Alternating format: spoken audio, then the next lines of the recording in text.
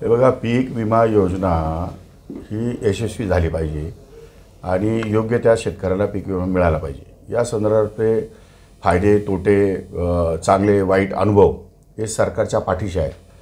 सरकारला पीक विमा बंद करायचा नाही, पण पीक विम्यामधले असलेले जे काही गैरप्रकार आहेत ते थांबवण्यासाठी काही निर्णय तर घ्यावे लागतील आणि काय निर्णय घ्यायचे या संदर्भात माननीय मुख्यमंत्री, माननीय दोन्ही उपमुख्यमंत्री यांच्याबरोबर बसून या ठिकाणी निर्णय होईल। परंतु पीक विमा हा बंद होणार नाही, ते खरं आहे ना।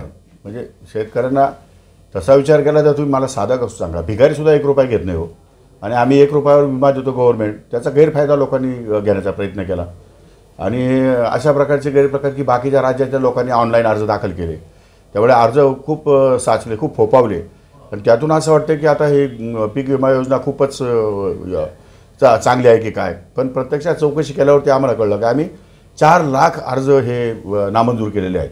म्हणजे सरकार त्याच्यामध्ये कुठेही अडचणीत आलेलं नाही, पण अशा पद्धतीचे लोक अर्ज भरतात। मग कुठेतरी शेती केंद्रावाले हे सगळे उद्योग करत असावेत असं माझा अंदाज आहे। त्याची चौकशी सुरू आहे, त्याच्यावर काही लोकांना कारवाई करायला सांगितलेली आहे, पण याच्यात सुधारणा करणं आवश्यक आहे। त्यामुळे सुधारणा काय काय करायच्या, कशा करायच्या ते मुख्यमंत्री महोदयांशी बोलल्यानंतर, उपमुख्यमंत्री महोदय बोलल्यानंतर ठरवेल।